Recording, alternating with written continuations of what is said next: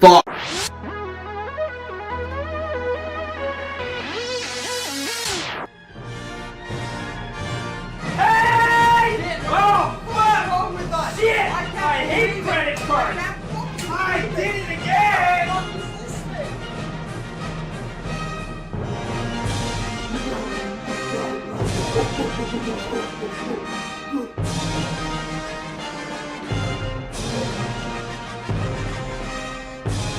Can't believe what's happening right now!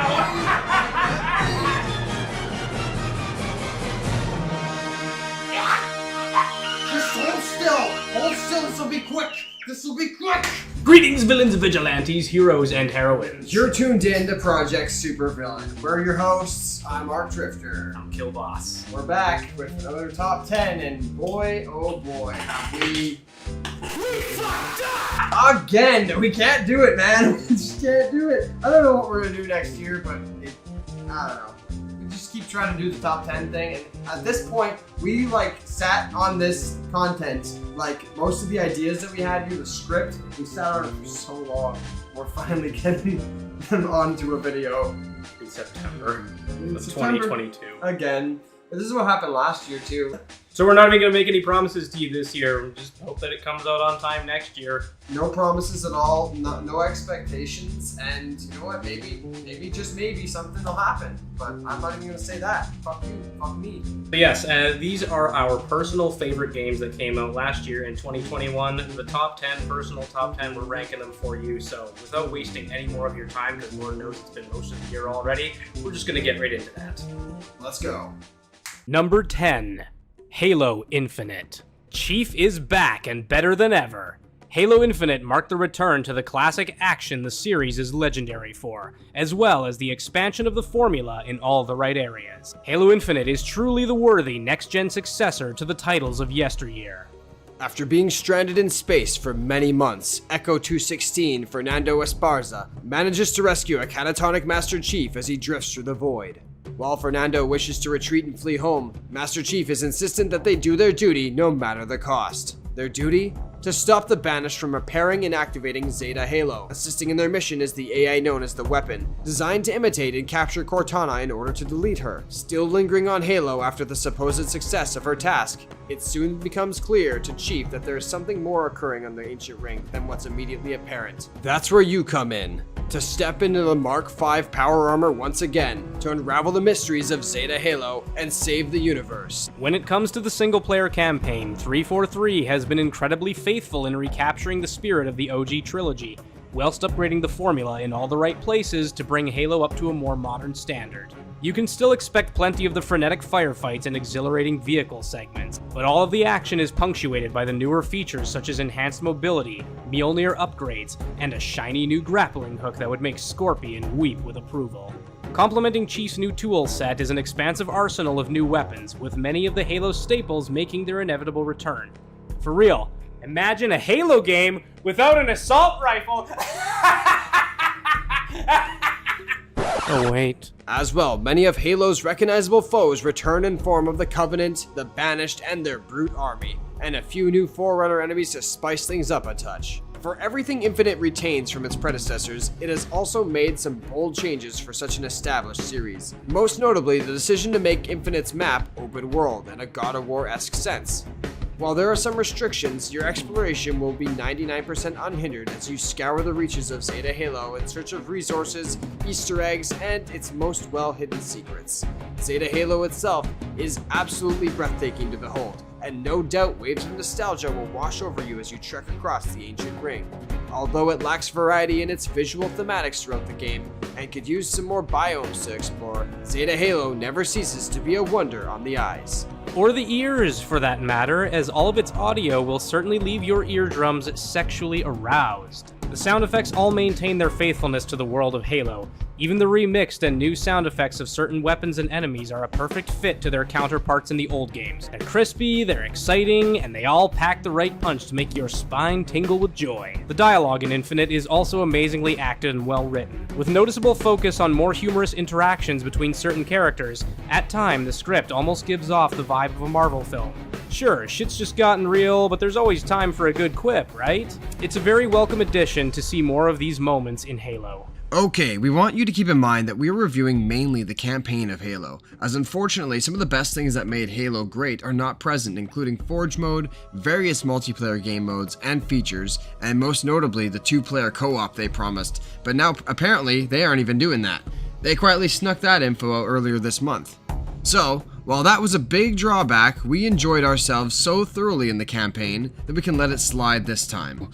Not really, 343. I'm watching you, little goober, you little fucking snake, you little greasy, slimy, sluggish weirdos. I'm watching you. Our first impressions of multiplayer were fairly positive, because while 343 omitted a large number of things that made Halo awesome, they succeeded in creating a fun game despite this. The thing that drags this game down a lot for people is its comparison to the older and greater games in the series. And while there isn't really any excuse for these omissions from a AAA studio, looking at the game from a purely how fun is it standpoint, we can rate it well enough, and again, this is more how we felt at the initial time of launch too. We're trying to treat this video as if we reviewed it in a fashionable time, keep in mind. The new guns added to the game were well designed and plentiful, with a good amount of old favorites returning. The vehicles proved to be a ton of fun as they were all a lot faster than usual, 0 to 100 in a second baby, which made the multiplayer a lot more fast-paced in turn. Not to mention the plethora of different Mjolnir upgrades you can pick up around the map, like the grapple hook, repulsor, thrusters. Those all help with the speed of the game for sure, and there's many more. Sadly, the team promised big updates quickly and simply didn't deliver that, nor did they add the modes the fans asked for. That campaign was a lot of fun though, and therefore that carried Halo to this point. It could have gone so much further though, and that's unfortunate, but definitely check out the campaign. That shit was good. Unfortunately, at the present time, the game is suffering severely in the multiplayer department. 343 has provided little to no content since its release. Many fans have drifted away from the multiplayer for the time being, this route of meaningful updates and the addition of predatory microtransactions being the main culprits. I did get a chance to play a little bit of the multiplayer during its peak. It was definitely a good time when it first came out, and there were lots of people playing, but it started to get really old really quickly, and I stopped playing pretty much season 2. So yeah, like it's still a good time to play it, but there's just no real reason to play it. Everything's the same. Not much has changed. Like, the gameplay itself is exciting and as adrenaline pumping as ever, but it lacks any meaningful progression and becomes a rewardless slog as a consequence. It's a shame Halo Infinite is only worth half its asking price at the moment. Hopefully one day this lack of attention will give way to an initiative that makes the game as good as it can be. Rest assured it has that potential. God, I got the gravity hammer.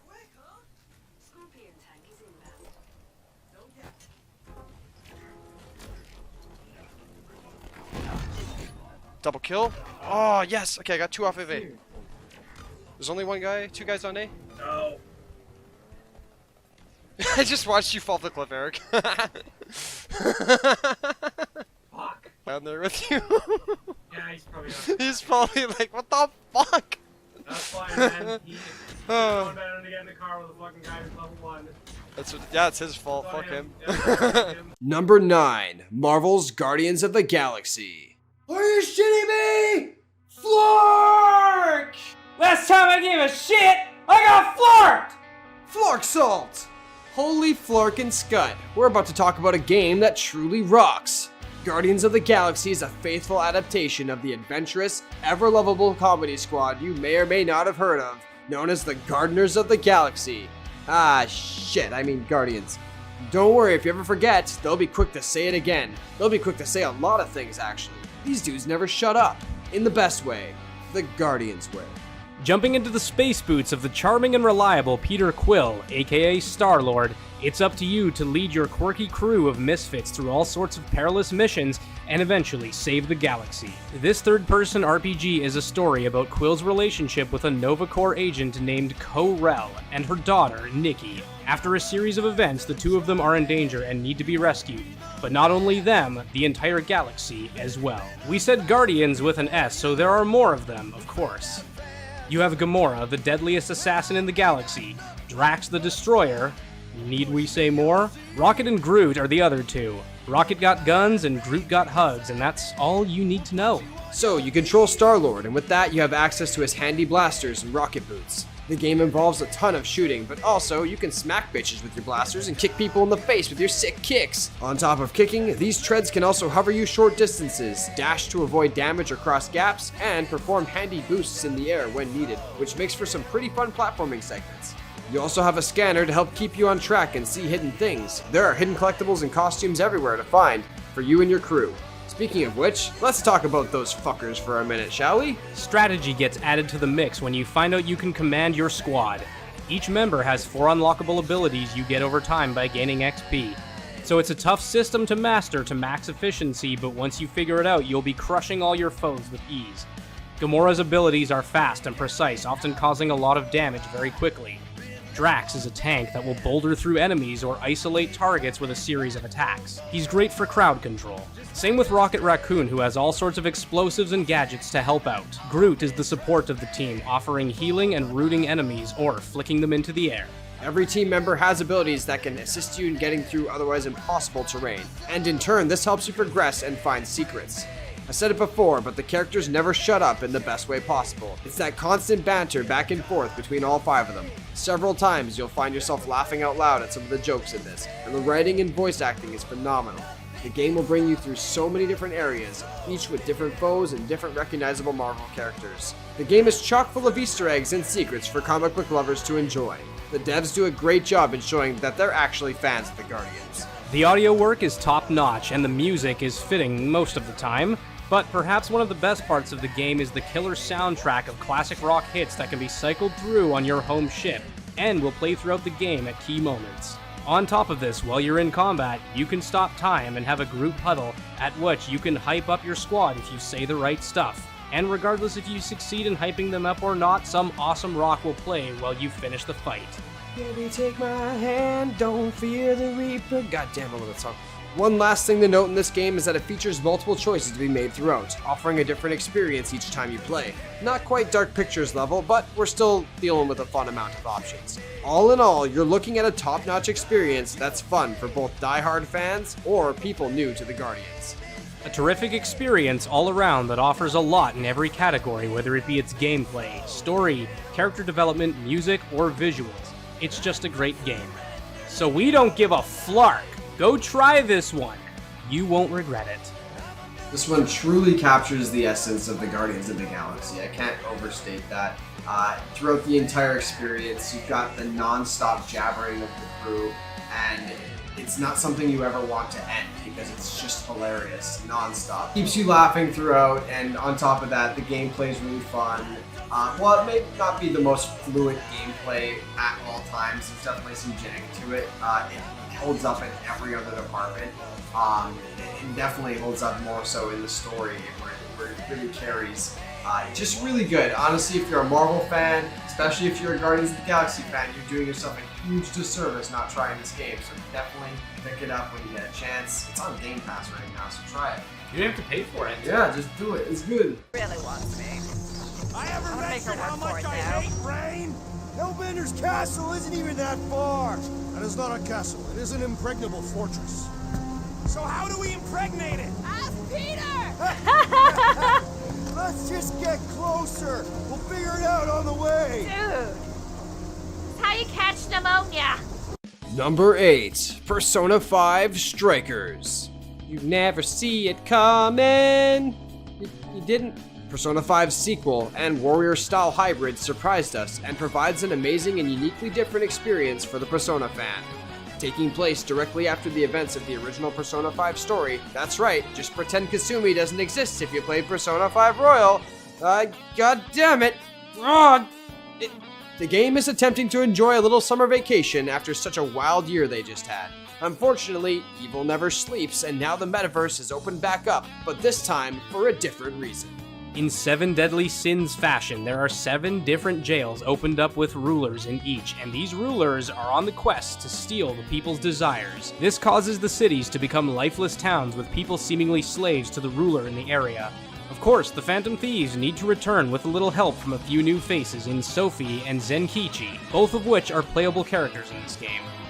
One of the things that makes this game so great is its balance between a Persona game and a Warriors game. It keeps a lot of Persona's best features and works it into this hack and slash formula.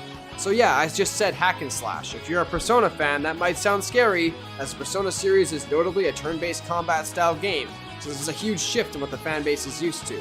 In the real world, you play as Joker, and just like Persona 5, you'll be able to explore towns and visit shops, as well as access your hideout throughout the majority of the game, and that takes form as an RV borrowed from Sojiro. In this hideout, you'll be able to access the shop right there via Sophie, who is kind of a robot with access to Amazon, which allows you to get all the items and weapons you need. Shops in the world otherwise will often carry unique items, in case you thought it'd be too convenient. Another thing accessible from the hideout is the ability to cook for the team, which will give buffs and items for healing, and items for regaining SP. Once you enter the metaverse, you'll have access to play as all the other characters in your party with up to 4 people in your squad at a time. Thanks, Facebook. You ruined the metaverse. The game also allows you to swap between each of the 4 chosen casts at will, but you'll need to get to a save point to swap between benched party members. At these save points, which can be found randomly on the map as opposed to safe rooms in Persona 5, you'll be able to not only swap team members, but also access new abilities and customize your gear and personas. Something you can access from both hideouts and save points is the Velvet Room, which makes a return and allows you the power to customize your personas as you collect them. A large portion of the personas from the first game return, but what makes this game good is how it mixes the abilities of the personas into combat while you're slicing and dicing. This allows you to swap and hit enemies' weaknesses, and causes them to stagger, which in turn makes you do more damage. The main combat consists of clearing massive waves of enemies, typically with ease, but every so often, you'll encounter a boss that requires dodging and use of the correct personas to take down. Each new jail you encounter comes with a unique color palette and theme, while the main streets of Japan have that authentic anime feel and look to them. The music is amazing and one of the best aspects of the Persona universe, with this title being no exception. Expect an awesome track no matter where you're at in this world. The game does a great job of managing a large cast. It's a long game and it gives Atlus plenty of time to give each character their moment to shine. Well, almost. Don't expect the same level of character development as the original game. This one unfortunately doesn't feature social links to increase bonds with each character, though that would have been nice. As well, the full cast from the original game unfortunately doesn't return either. There's a good chunk of characters you love missing from this one. Tay Simps, we feel for you. And this also means there isn't any romancing in the game, which is a huge bummer. But if you can look past that, there's just such an amazing game here. While it doesn't carry every beloved feature from Persona 5, what's present here is more than substantial. Such an excellent crossover is Persona 5 Strikers, truly capturing some of the best aspects of both franchises and mashing them together to make a surprisingly great experience. Personally, we think you'd be doing yourself a disservice to not at least try Persona 5 Strikers. This game really surprised me, and as the resident Evil! You're the Resident Evil? It's you! You're the evil resident! Fuck! Persona fan, that's me, the guy that played Persona. Remember what we're talking about? We're gonna talk about Resident Evil later. Can you just... Oh, we are? Yeah, oh, yeah. okay. I can wait. Good. But yeah, this game really surprised me. Persona and Warriors game colliding. I wasn't sure how I was gonna like it, but it ended up turning really good. Are you gonna be okay? Mm-hmm. Face is almost as red as my hair. But yes, the synergy between the two formulas worked out pretty well. Obviously, there's not a whole hell of a lot of Warriors in it. It's just the gameplay itself. But there's so much Persona brought into this gameplay that it just made it really awesome. It was cool to see all the returning characters, though it was really sad to see not all of them come back. A lot of waifus were missing, and you know, there was also a lot of other little features missing too. But at the end of the day, it still held up as a really fun experience. It's a cool story. The gameplay was fun, and it had great music, great artwork all over the place. It just held up. So I honestly recommend it. If you play Persona, make sure you check out this one as well. It's a good time. Whoa, who's doing all that? Morgana! Morgana was spinning around like crazy. Did you guys see him go? All right. Where are the stragglers? Oh, right here. Oh, look at he's using his. Oh my gosh! Look at so cool.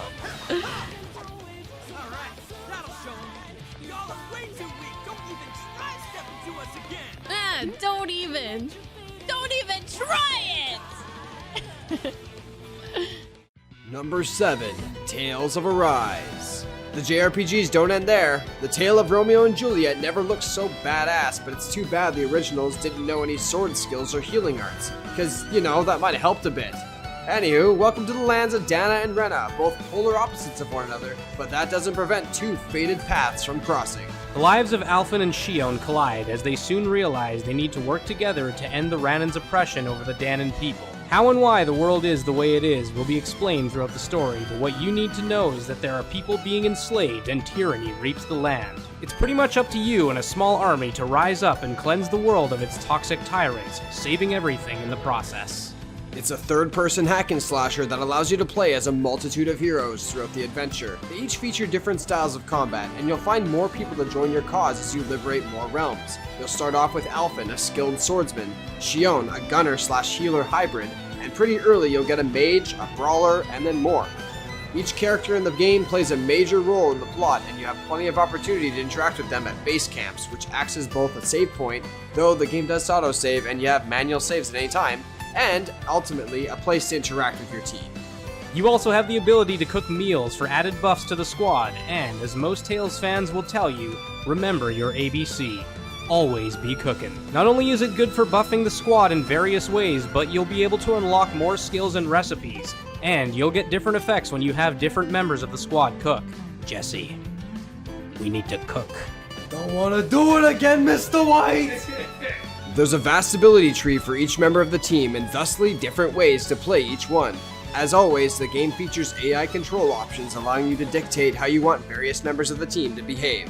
You can swap characters on the fly, allowing you to have nearly full control over the game. The only huge F is the fact that they discontinued the co-op, which had been a staple of the series for decades and was sorely missed among fans of the franchise this time around.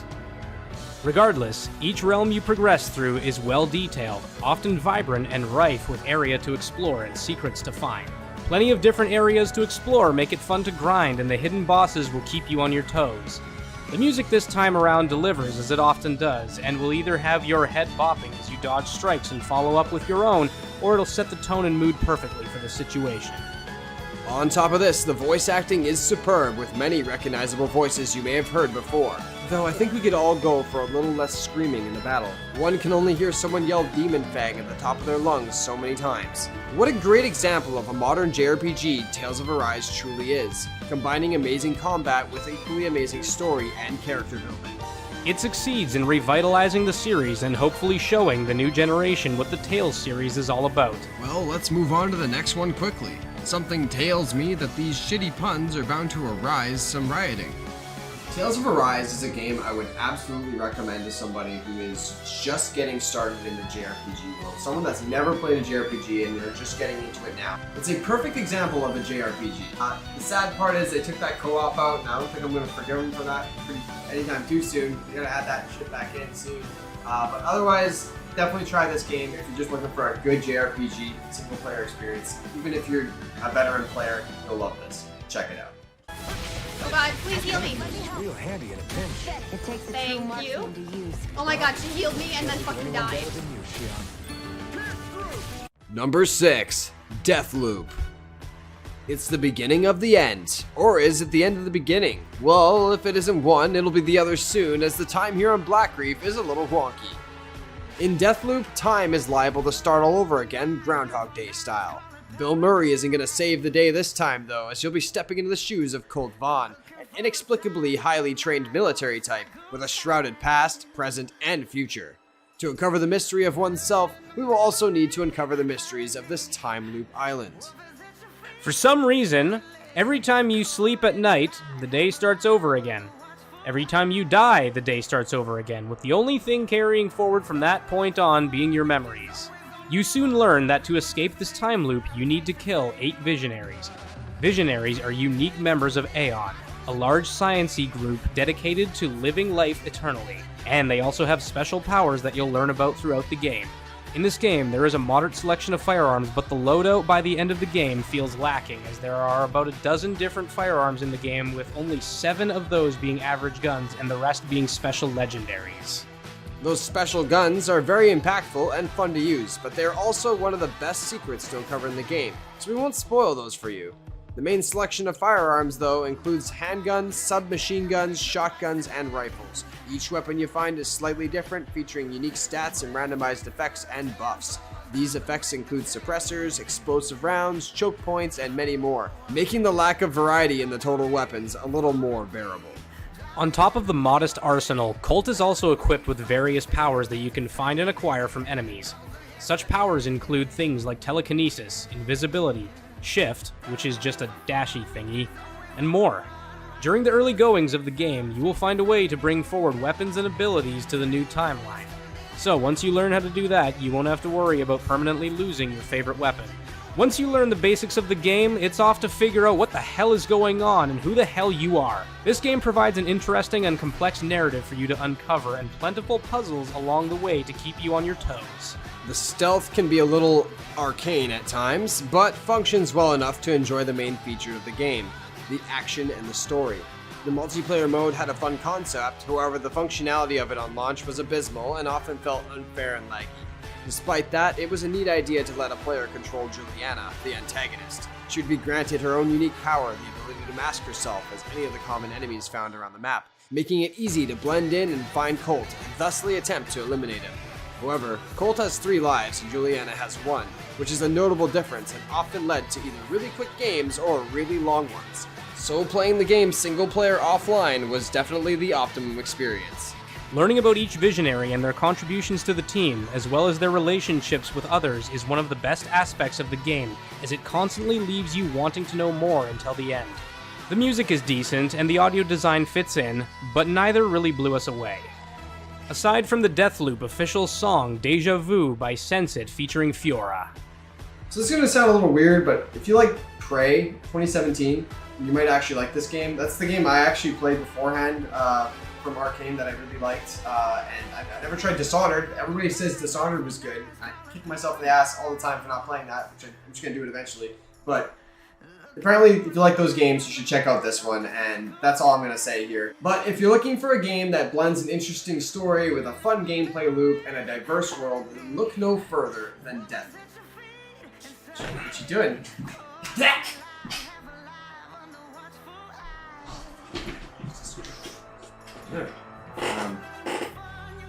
If you liked everything I just said, check out Deathloop. Pretty cool, actually. Check out Deathloop. It's me, I'm you. You! Yes? Not you, him! What's your name? Me. Hackamajig. This thing allows me to hack. With mouse button 3, I am unleashed! Number 5. Resident Evil 8 Village. Resident Evil Village is a perfect example of expectations versus reality, well nowhere close to being even remotely bad. Certain missteps and design decisions held it back from being even higher on the list. We were fully expecting this one to make the top 3, but 5th place ain't the worst a game could do. So roll up a herb and take a seat and let us tell you all about it. The good, the bad, and the ugly. Continuing directly after Resident Evil 7, Resident Evil 8 takes place 3 years afterwards, with Ethan Winters receiving military training via Chris Redfield. Ethan and his wife are moved to Europe to begin life anew with their newborn daughter Rosemary, and everything is just peachy. Until Chris Redfield and his squad seemingly murder Mia Winters and kidnap baby Rosemary and Ethan. These events spur Ethan on a nightmarish quest to rescue his daughter and ultimately escape the village.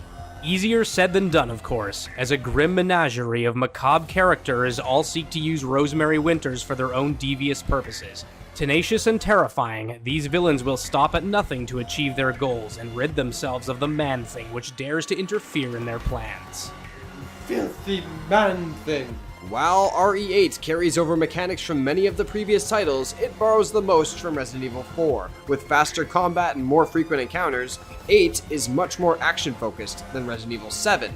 Enemies frequently drop items, ammo, and currency, which can be spent on upgrades and supplies, all supplied by the Duke, RE8's version of the Merchant from Resident Evil 4. While the Duke can sell items and upgrade weapons, food can also be brought to him, which he can cook up for you to provide permanent upgrades to Ethan, such as health or resistance to damage. The food required for this is acquired by the newly implemented hunting system, in which certain common and rare animals must be killed and the meat harvested. As well, the crafting system from Resident Evil 7 returns, with some light modifications. And how could we not mention the inventory system, directly from Resident Evil 4. That's a nice. The formula finds an excellent balance between Resident Evil 4 and classic RE titles. Though the action can get quite heavy, Resident Evil 8 never forgets it's a survival horror game at its core. Filled with many tense segments as much as action set pieces, provides a perfect variety of tones throughout its 8 to 10 hour campaign, each of them feeling very Resident Evil. Even with ammo and healing being more plentiful, one must still manage their resources carefully. No doubt they will be most needed at certain points in the game, so best not to be wasteful with ammo or consumables. While we know the FPS perspective has put certain people off from these games, we personally don't feel the games are any less Resident Evil because of it. Especially in recent years, Capcom seems to have understood what fans like and love about Resident Evil at its core, and it shows. It's truly one of the best games to come out in 2021, and certainly one of the better horror games of that year, but it's not without its faults or missteps. For one thing, the marketing was a tad misleading, and the villains and locations which everyone was looking forward to were unfortunately relegated to a short section very early on in the game. After it's over, the rest of the game feels so much more empty, disorganized, and unfocused. With a multitude of main villains, it feels as though we didn't get to spend enough time with any of them, nor did we get to dive as deeply into their domains as we were hoping. It felt as if a slew of incomplete ideas were pasted together to create some semblance of variety that ultimately falls flatter than the first few hours of the game.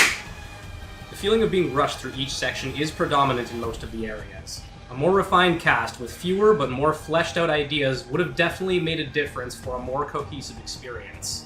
There's also Capcom's numerous plagiarism controversies, which cropped up sometime after Resident Evil 8's release. Both of these reasons can detract from the experience, and both leave the game feeling slightly less desirable than previous entries. Still though, Resident Evil 8 holds up as more than solid against the other titans in the series. While not perfect, and definitely not the best Resident Evil has to offer, it's still certainly worth your time, both as a fan of horror and of the series. I thought you were. Oh yeah. Hey man, let me get. Yeah, hey, let me get this first.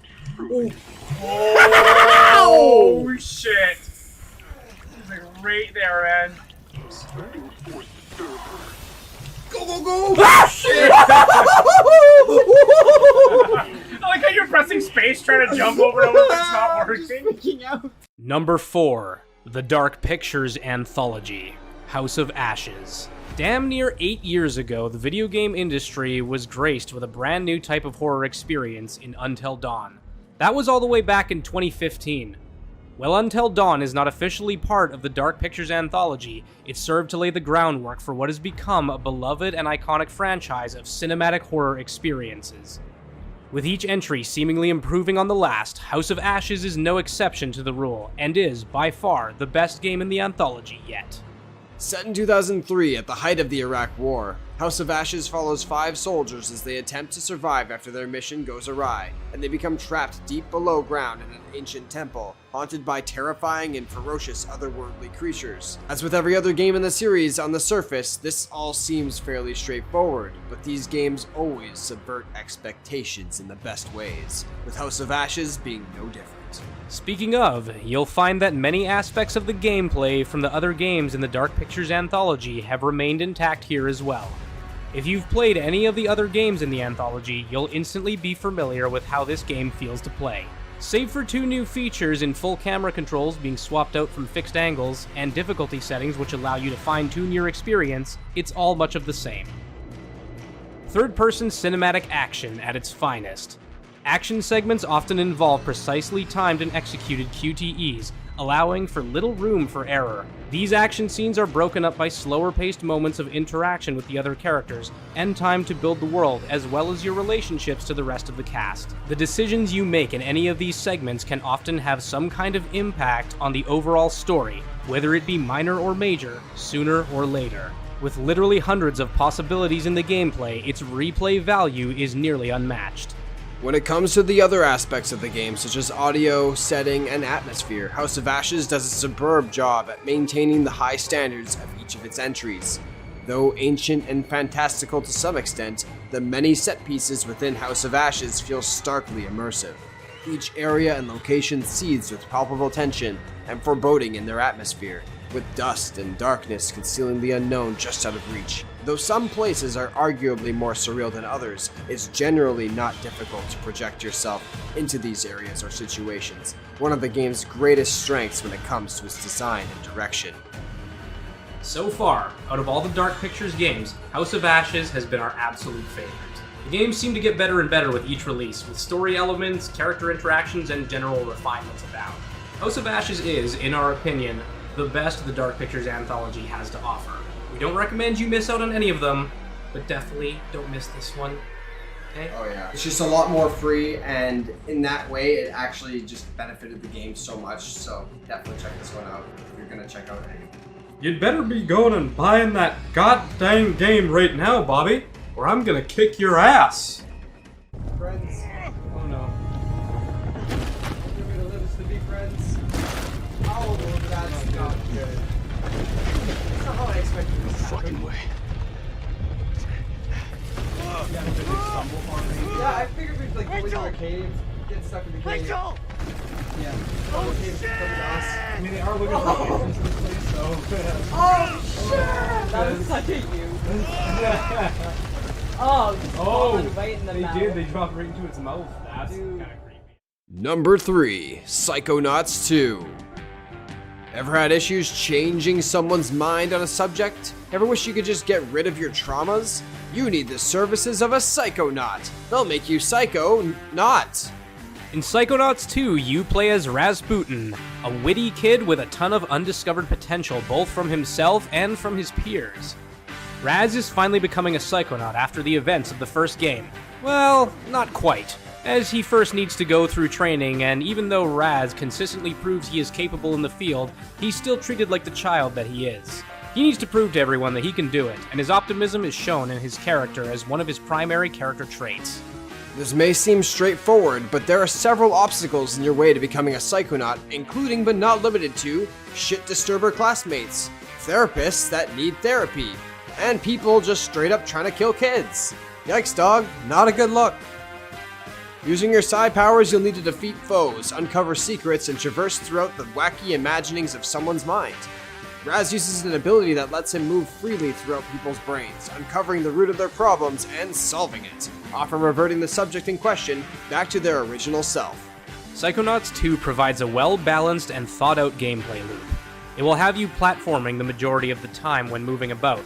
Using Raz's many upgradable abilities can make that easier for him, as well as help him move quickly from place to place. He has a plethora of upgradable psi powers ranging from projectiles, fire, a small 2D version of yourself akin to Doodle Bob, and his roly ball thingy. Yeah, look at him go! And who could forget the telekinesis? Raz can pick up almost anything in the world and yeet it across the map, so you never need to be near another person again if you don't want to. As you explore each mind, you'll find hidden collectibles and not so hidden collectibles, as well as some purple stuff that is essentially the currency of the game and can be used to purchase new abilities, stat buffs, or even debuffs in form of pins to equip and to use freely depending on how you want to play the game. You'll be confronted with many puzzles and quick-thinking challenges that will keep you on your toes. On top of all this, the game is hilarious, featuring many witty moments and well-timed, gratifying comedy. With the game taking place in people's minds, the directions it can take you are literally endless, and you'll see that Double Fine doesn't hold back with the unbelievable places this game will take you. The characters in the game are fairly memorable.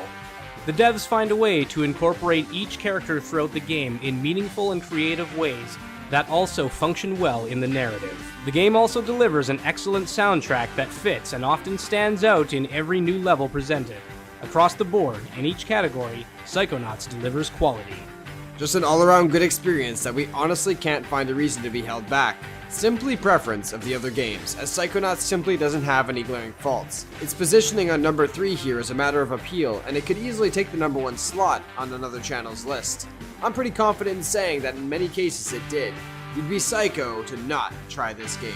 Well, this just goes to show that you can take an older game formula and put it into a modern era and it can still work very well. Obviously there's lots more we can do with the hardware we have to deal with nowadays, so they really did take advantage of that in this game, you can definitely tell.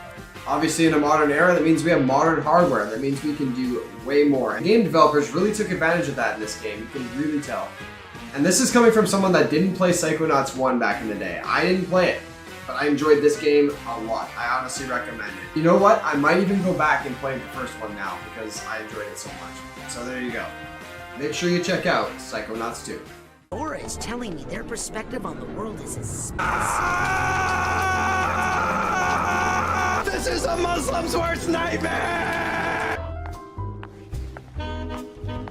Oh, it's got a fingerprint combination.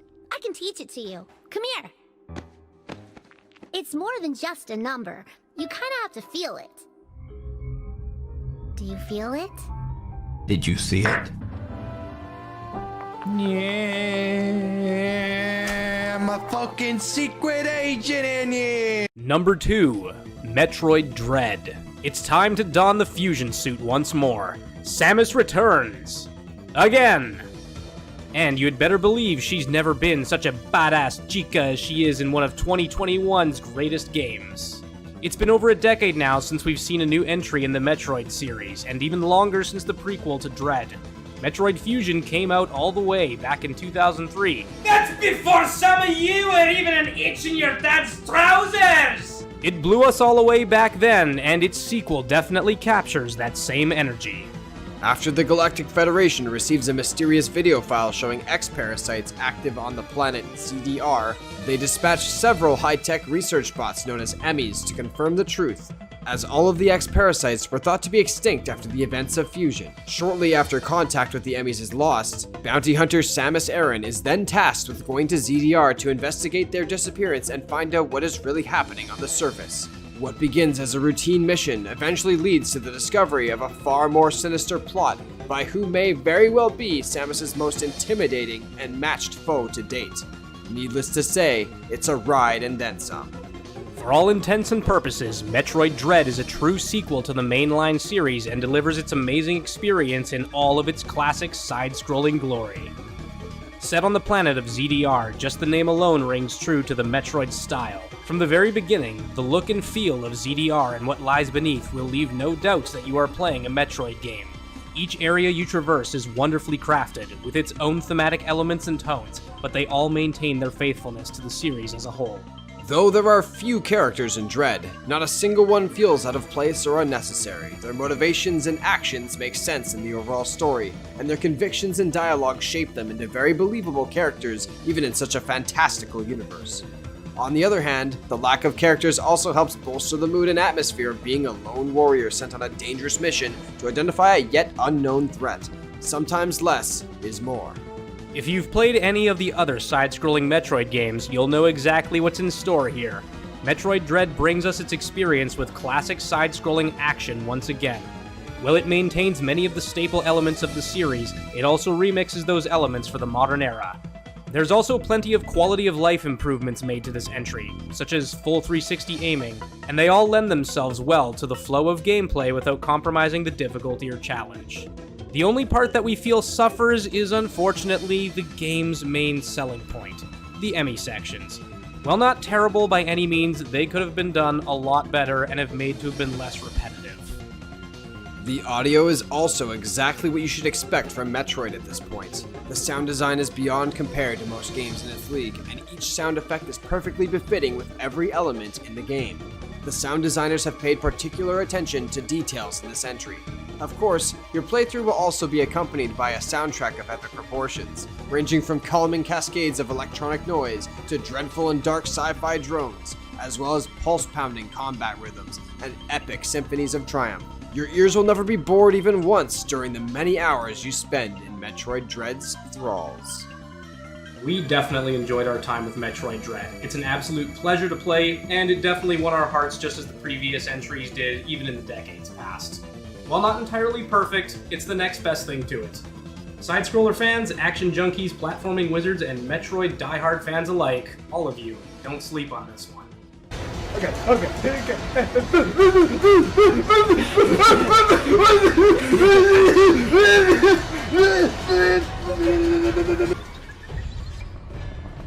Let's go! Alright, I got you this time.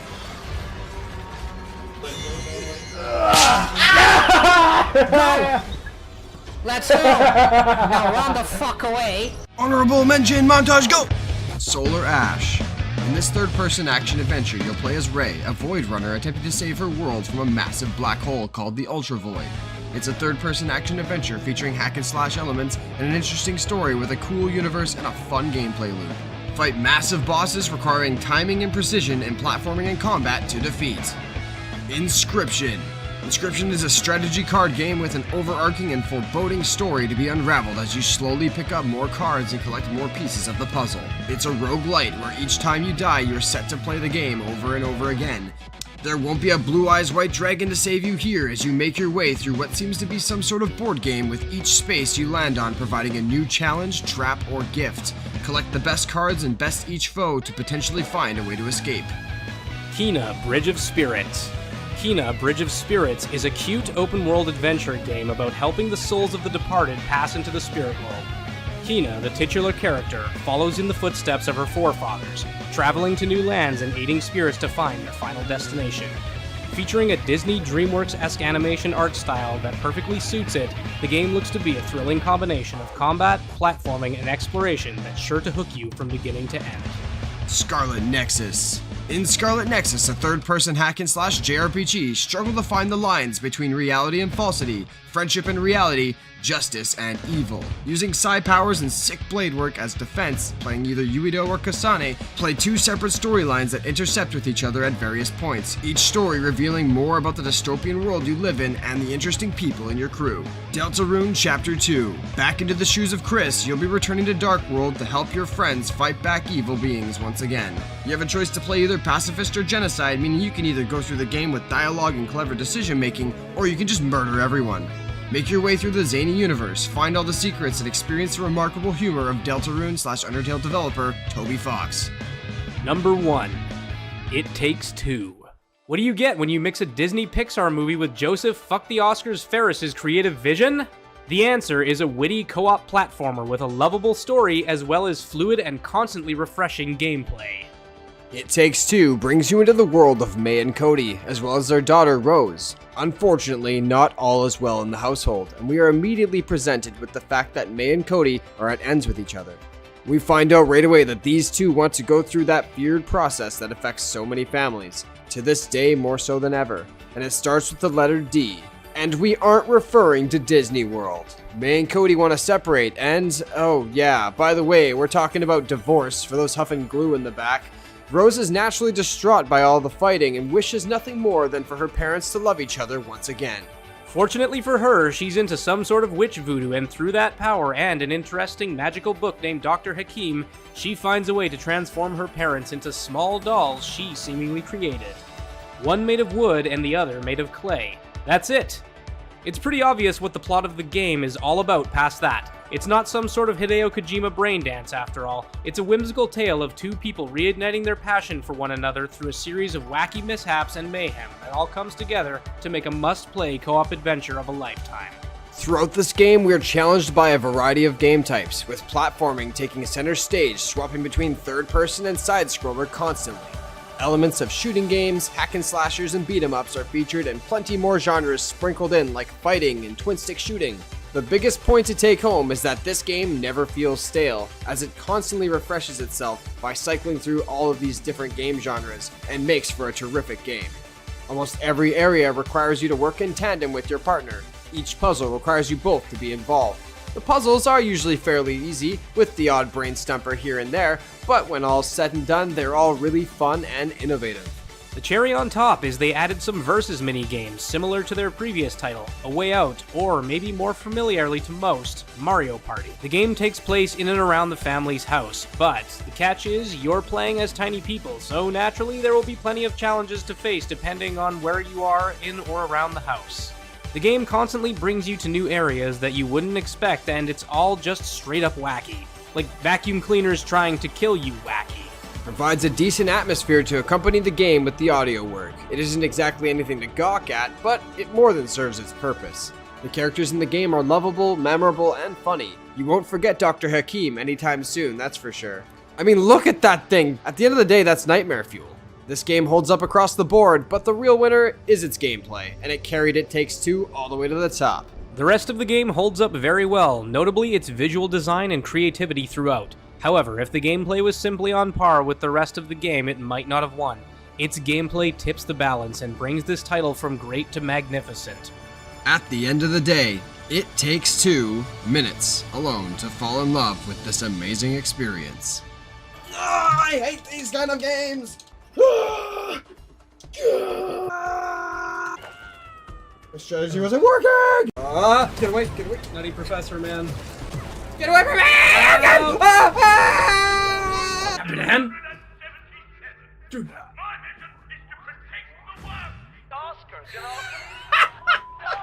Yes! Yes! This is happening on Earth right now. This is iconic! Fuck, that's terrifying. Help! Oh, call the police! I'm ulting. I'm going! Oh no. Yeah, go! Oh, we're not dismounting. Okay. Fuck yeah, I want to keep flying. In fact, I was enjoying myself, and I'd like to have a high-speed chase now. Ow! Wee! Wee! I'm fucking Spider-Man. Put your fucking mud lips on my fucking wood. It's happening! Ah! Yes! Yeah! We're gonna turn into real people again! We're gonna be a real boy again finally! Eyo, that's the endo of the video. Top 10's over, guys. That's it. Like forever, like we're never doing another one. Actually, no, we might do another one next year. We haven't decided yet. If we do, it'll be very different from this one. It'll definitely probably be a little bit shorter.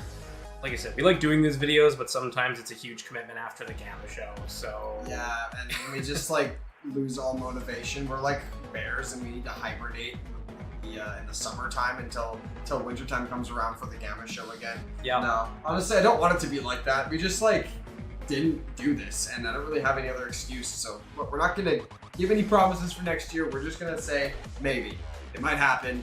Hopefully it does, because I'd like it too. You'd like it too. I'm sure we'd all like it too. But at the end of the day, we're busy people. We get bogged down with stuff.